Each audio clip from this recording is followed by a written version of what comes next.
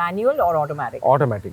Automatic, yes. Minus points for him, yeah? True petrol head is a manual car. Dad likes to sit behind in luxury and have his the 32-inch screen come down and sit in the massager on. I'm not that guy. I like something mad. I like something edgy. Yeah. And I remember the car just entering the porch, and I just flipped because it was beautiful, the Mercedes. And I was just going to say, now you have some empty road. You Sorry just about that. I had to. No. Within speed limits, yes. Yeah, I know. It's pretty uncanny, you know, when you feel something so big and heavy, like a 2-ton car that can go. It's unbelievable. It's unbelievable. It's unbelievable.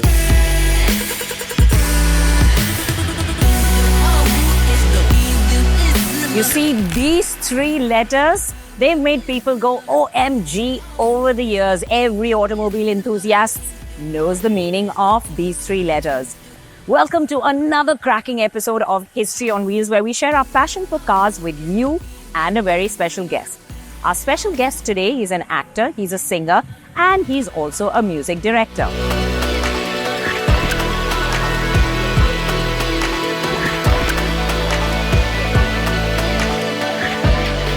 And to fuel this fire, we have none other than the Mercedes AMG GLE 53.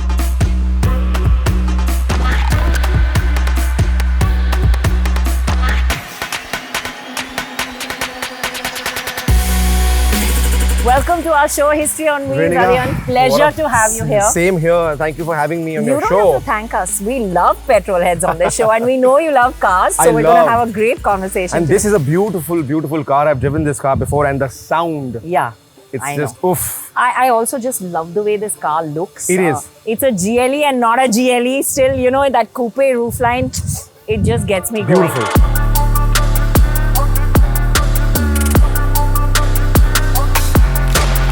I think it began at a very early age. My father's first car was a Fiat. Okay. I think it started, my love for cars started back then, and my father actually was the first person in India to have the Mercedes S320 in the year 2000, and it was imported from Germany. And I remember that we had the brochure, this beautiful book that used to coffee table book that used to come with the car, and you usually had a waiting period of about 3 months. And I remember having sleepless nights for 3 months. And I used to just wake up every day and keep seeing the interiors and keep seeing the car all the time. And it was just fascinating. And I remember very clearly, I think I'm talking about the year 2000. So I'm guessing I was 12. Yeah. And I remember the car just entering the porch. And I just flipped because it was beautiful, the Mercedes. And that first feeling when you sat in the car? The wooden steering and just the paneling that it had and the buttons. I was like, what is this?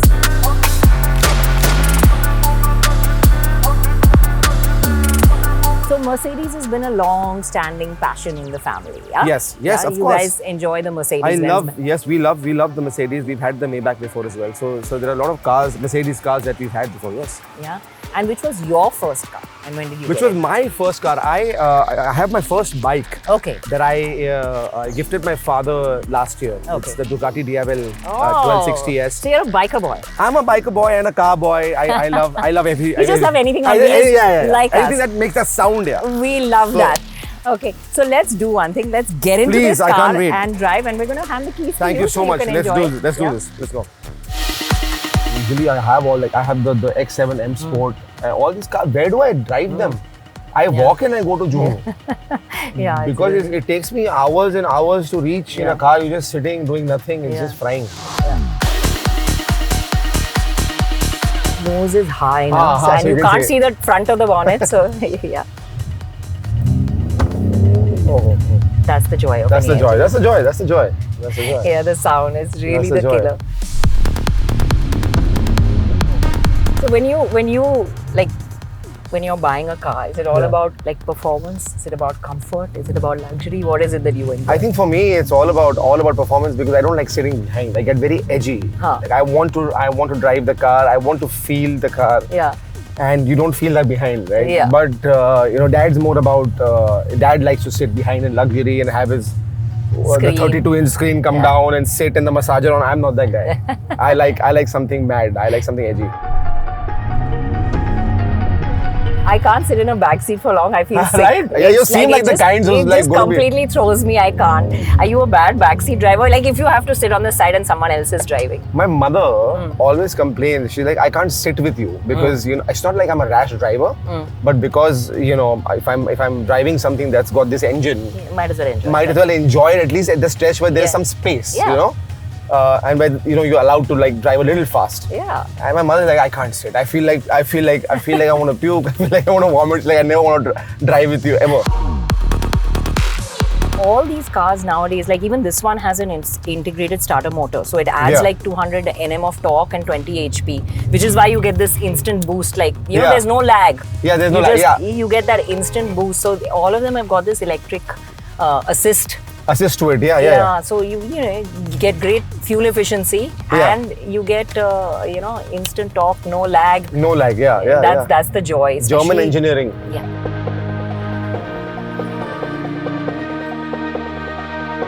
My dad started off his journey, you know, in college on a bike, right? And of course, when I felt I was able to, you know, give my dad a little something, I felt like I should gift him a bike. So I gifted him a year ago. I gifted him a Ducati Diavel, right, 1260. And वो अलग बात है कि he doesn't ride. I ride it more than he does. But just the experience of riding that bike and the sheer power that it has, it blows my mind. It is. That's the joy of giving a gift, no? That you like, then you can use it as well. Then you can use it as well, yeah. It's actually, It's a you actually know cheating, but we all do थोड़ी it. cheating allowed है लेकिन, हाँ, गाड़ियों में, bikes में. 100%, ऐसे ही होना चाहिए. Of course, हाँ, मतलब, हाँ, it's good. Happy birthday to you, but I will use it. Yeah.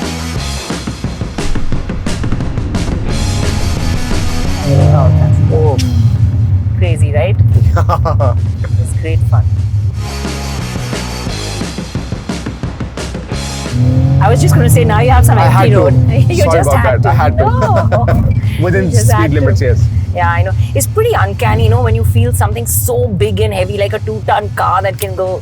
It's unbelievable. It's unbelievable. It's unbelievable. It's These beautiful. guys do some crazy stuff Pata nahi kya with the karte cars, hain, AMG. So did you know that in the 300 SL, the newer one, which they built with the gull wing doors, they put little bombs in the doors, so that if you ever rolled and you flipped over, like the bombs would blow off the doors so that you could get out, because upside down, you know, you'd be stuck because they're gull wing doors. Yeah, that's what they have in the cars. What is happening? It is pretty crazy what they do to their cars. Yeah. As I said that, you know, Dad's first car was a Fiat. Yeah. So I've seen the transition. I've seen how cars have evolved in the last 25 years, 24 years that I've been seeing, you know, from a Fiat to today owning like an i7 or an M Sport, any of these cars or the S Class. Yeah. It's unbelievable how quickly technology has like, it's unbelievable, right?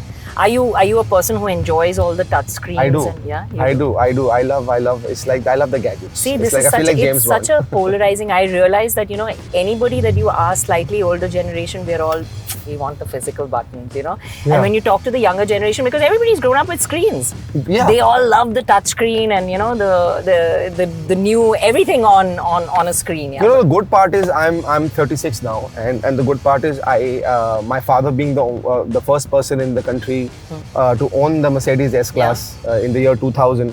Back then, it came this beautiful paneling with buttons, and that was very fascinating. Yeah. Right? To a point now today where you own an i7 where everything is on a touchpad. Exactly. Right? I so mean, I've seen the both rear the doors have the everything is everything. Rear doors have the screens where you know. Yeah, it's got your own little iPad kind of situation going on, you know. So I've seen both the worlds, and I enjoy both, to be honest. You know, I'm not sure how many, whoever has followed my journey for the last 15 years, you know, I've been through tough times in my career.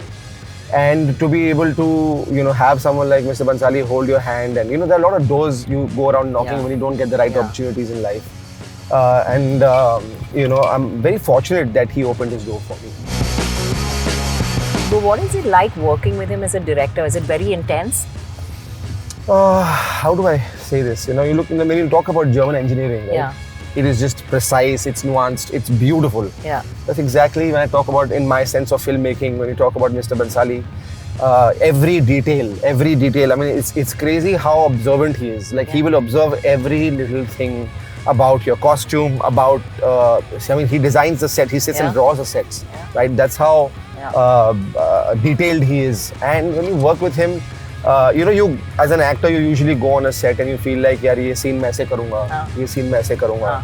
And you perform when you have, you know, when you go back home. By the time you go back to set the next day, everything's changed. Wow. You know, that's how he works. And I've always said this, that I feel like Mr. Bhansali is the best film school an actor can ever pass out from.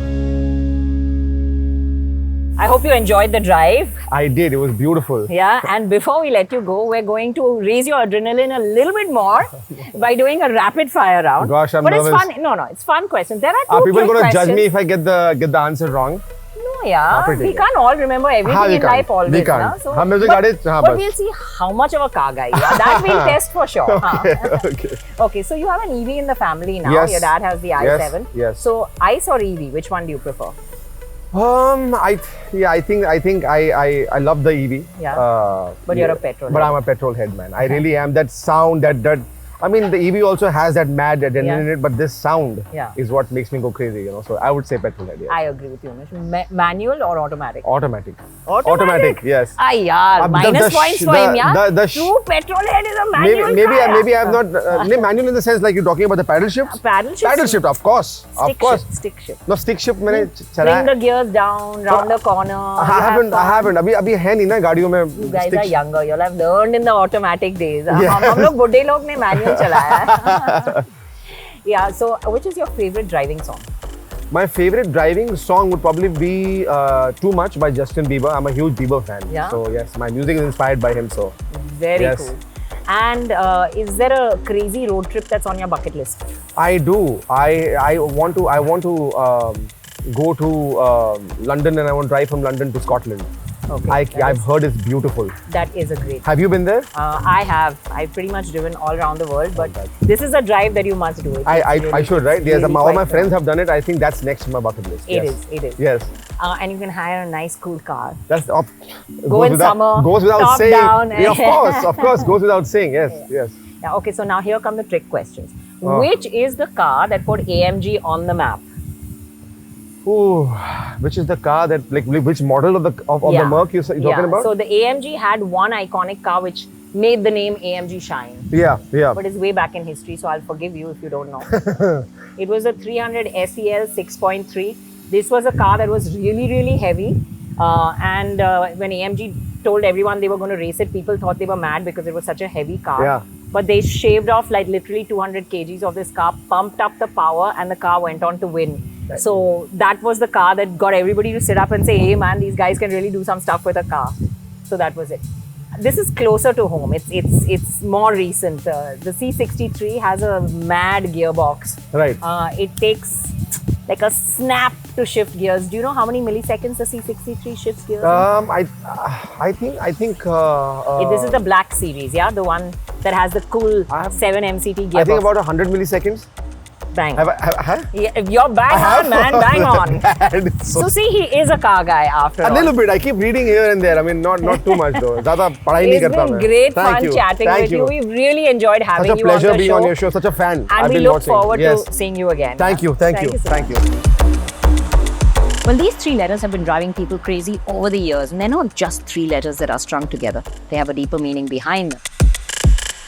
These are for Ausfreck, Melker, and I'll tell you a little bit about the 3rd letter soon. But Ausfreck and Melker were working in Mercedes-Benz, and they were hardcore motorsport enthusiasts. But when their owner decided to kill the motorsport program, they took it to their garage. They started tuning cars themselves, and they convinced their friend Manfred Scheck to race it. The result, he became 10 times German touring car champion with the 300 SE. And that is phenomenal. Well, that is where the story began. And then they went on to set up their little unit in a little garage in Groves Park. And that's where the G comes from, AMG.